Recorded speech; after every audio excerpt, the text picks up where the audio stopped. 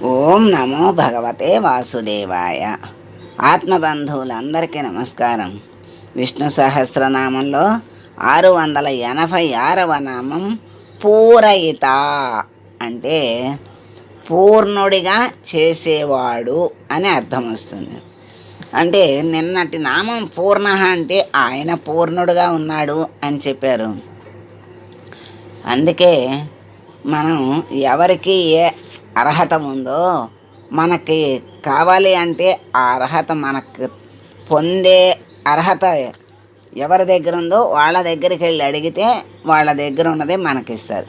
వాళ్ళ దగ్గర లేనిది మనం వెళ్ళి అడిగామనుకోండి ఏమి ఇస్తారు? అసలు మనం వెళ్ళం కదా. అందుకని ఇక్కడ భగవంతుడు పరిపూర్ణుడు అని కిందటి నామంలో చెప్పారు. అటువంటి స్వామిని మనం మరి ఆ పూర్ణత్వం అనేది స్వామికే కాదు, జీవులందరికీ కూడా రావాలి. వస్తే ఆ పూర్ణత్వం వస్తే ఏమవుతారు? అందరూ కూడా భగవత్ స్వరూపులే అయిపోతారు. భగవత్ స్వరూపులు అయితే మరి తిరిగి జన్మ ఉండదు, అదే మోక్షం. ఇప్పుడు కొంతమంది అంటారు, అందరూ భగవత్ స్వరూపులై మోక్షం పొందితే ఇంకా ఇక్కడ ఉండేదెవరు అని అడుగుతారు.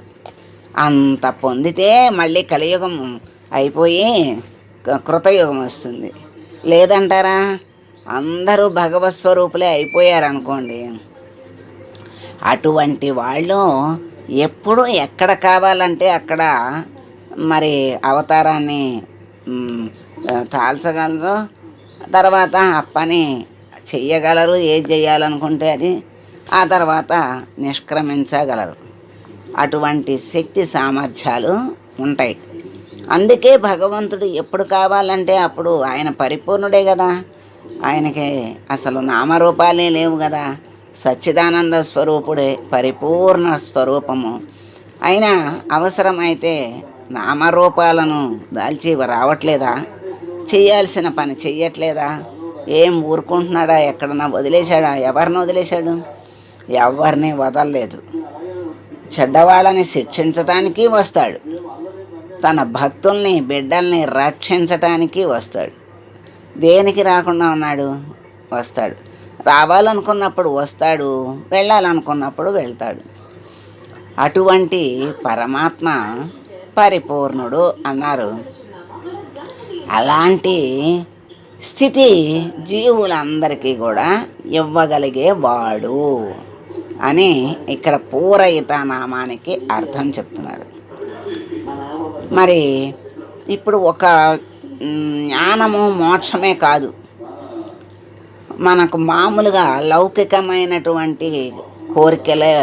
మరి మొదట్లో లౌకికమైన కోరికల్లోనే ఉంటాం కదా. కోరికలతోనే కదా పుట్టేది, పెరిగేది. కోరికల వలయంలో చిక్కుకుని ఉంటాం కదా జీవులు. అప్పుడు ఒక బిడ్డకి ఒక వివాహమే చెయ్యాలి, లేకపోతే చదువే చదివించాలి.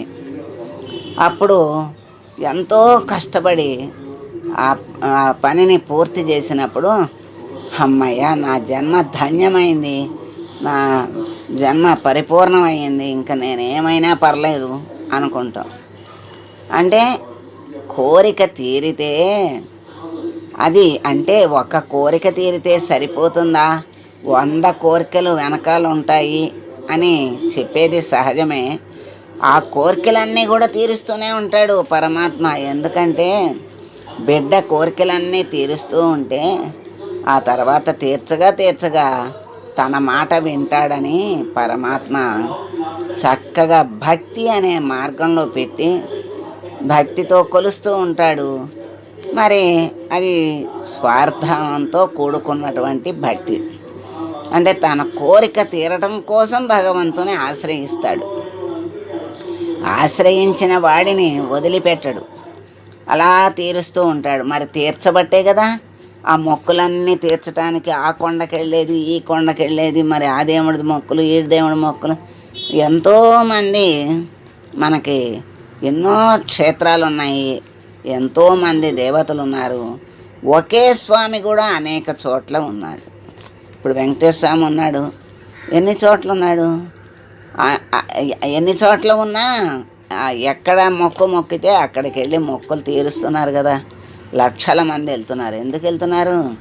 వాళ్ళ కోరికలు తీర్చుకోవటానికి, తీరిన తర్వాత ముందు దండం పెట్టుకోవడానికి కొంతమంది వెళ్తారు.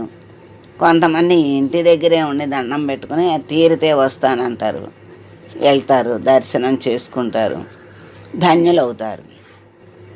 ఆ విధంగా మరి ఇన్ని క్షేత్రాల్లో, ఇన్ని గుళ్ళల్లో ఎన్ని లక్షల మంది వెళ్తున్నారు, వస్తున్నారంటే వాళ్ళందరి కోరికలు తీరకపోతే ఎందుకు వెళ్తారు? అట్లా పరమాత్మ లౌకికమైన కోరికలు కూడా తీర్చి వాళ్ళని సంతోష పెడతాడు. చివరికి ఆ భక్తి జ్ఞాన మార్గంలోకి లాక్కొస్తాడు. ఏదో విధంగా ఆయన ప్రణాళికలు అనేకం ఉంటాయి. ఇప్పుడు అనుకోని సంఘటన ద్వారా నేను ఈ మార్గంలోకి వచ్చాను అని అనేక మంది అనుకుంటూ ఉంటారు కదా. అట్లా ఏదో ఒక మార్గం చూపిస్తాడు. లేకపోతే ఆ భక్తితోనే ఏ ఉపన్యాసానికో ఎక్కడికో వెళ్ళారనుకోండి, ఎక్కడో ఒక్క మాట మనసుకు హత్తుకుంటుంది, హత్తిస్తాడు. దాంతో జ్ఞాన మార్గంలో పడేస్తాడు.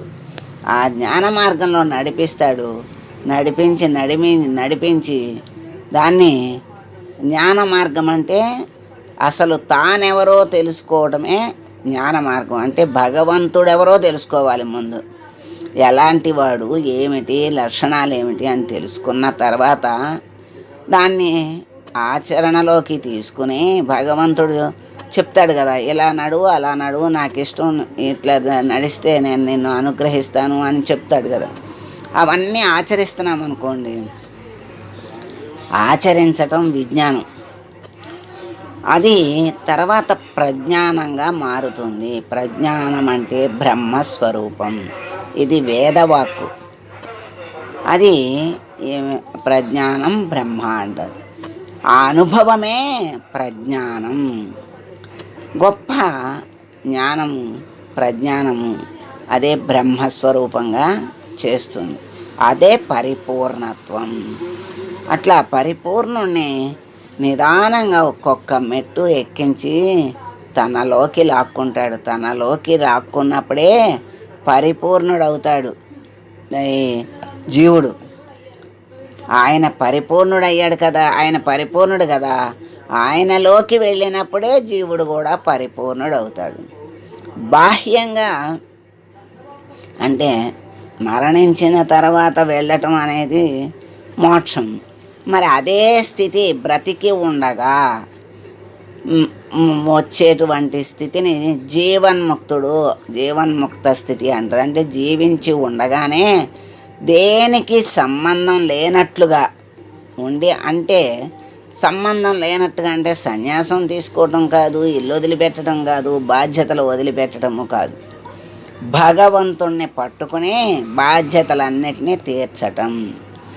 ఒక వయసు వచ్చిన తర్వాత మనకి బాధ్యతలు తగ్గుతాయి. తగ్గినప్పుడు తగ్గించుకొని భగవంతుని పట్టుకోవాలి. బాధ్యతల వలయంలో ఉన్నంతసేపు తప్పదు. బాధ్యతలు అప్పుడు అంత జ్ఞానం మనకి కలగదు. ఎందుకంటే ఆ బాధ్యతల్లో మునిగిపోయి బాధ్యతలన్నీ తీరిన తర్వాత ఏదన్నా వింటాం, కానీ ఇప్పుడు వినాలేము, చెయ్యాలేము అంటాం. అందుకని బాధ్యతల వలయంలో చిక్కుకున్నంత వరకు బాధ్యతలతోనే సరిపోతుంది. అది ఆ వలయాన్ని ఛేదించుకుని రావాలి ఒకప్పటికైనా. ఆ మాయ అనే తెరని భగవంతుని అనుగ్రహంతో ఆ తెర తొలగించుకుంటే భగవద్ దర్శనం అవుతుంది. అదే భగవద్ దర్శనమే భక్తి. భగవంతుడు అనేటువంటి మనకి ధ్యాస, మరి ఆ స్మృతి, ఆ భావం మనసులో రావడమే భక్తి. ఆ భక్తి నుండి జ్ఞానానికి, విజ్ఞానానికి, ప్రజ్ఞానానికి ఆయనే తీసుకెళ్ళిపోతాడు. అందుకని ఆయన్ని పట్టుకున్నవాడుని పరమాత్మ పరిపూర్ణుణ్ణి చేస్తాడు. ఇప్పుడు పూరయిత అన్నారు. అందుకే పూర్ణ అంటే ఆయన పరిపూర్ణుడని చెప్పారు. ఇప్పుడు పూరయిత నామానికి అందరినీ పరిపూర్ణులని చెయ్యగలిగేటువంటి వాడు. బాహ్యమైన కోరికలు తీరుస్తూ ఆ తర్వాత ఆధ్యాత్మికమైనటువంటి కోరికలు అంటే నాకు జ్ఞానం రావాలి, మంచి మార్గంలో నడవాలి, నాకు ఇంద్రియ నిగ్రహం రావాలి, మరి ఇలాలో ఉన్నటువంటి చెడు లక్షణాలన్నీ పోవాలి, వాటిని ఇంద్రియాలని నియమించగలగాలి. ఇవన్నీ విని విని మరి మనం కూడా అలా చేయగలిగితే బాగుంటుంది అనిపిస్తుంది. అటువంటి కోరికల్ని భగవంతుణ్ణి కోరుతాడు. అంటే ఇవి ఆధ్యాత్మికమైనటువంటి కోరికలు. ఆ లౌకికం నుండి ఆధ్యాత్మికానికి అంటే బాహ్యం నుండి అంతర్ముఖానికి ఎప్పుడైతే దృష్టి మళ్ళిందో అదే జ్ఞానం. ఎందుకంటే అంతర్ముఖం ఎప్పుడవుతుందో అంతటా నిండి ఉన్న పరమాత్మని చూడగలిగిన రోజున పరిపూర్ణుడే అవుతాడు నిదానంగా. ఎందుకంటే ఇంకా అన్యము లేదు. ప్రహ్లాదుడిలాగా చూసినప్పుడు పరిపూర్ణుడు కాక ఏమవుతాడు? అన్నింటా పరమాత్మనే చూడగలిగే సామర్థ్యం ఆయనే ఇస్తాడు. ఆయన్నే ఆశ్రయించాలి, ఆయన్నే అర్థించాలి, ఆయనే ఇస్తాడు. కనుక ఆయన్ని పూరయిత అన్నారు. అందుకని తాను పూర్ణుడై ఉండటం మాత్రమే కాదు, తన భక్తులందరికీ కూడా సంపదల్ని ప్రసాదించి వాళ్ళ కోరికల్ని తీర్చి వాళ్ళని కూడా పరిపూర్ణులుగా చేసే స్వామిని పూరయిత అన్నారని శంకరాచార్యులు వారు చెప్పారు.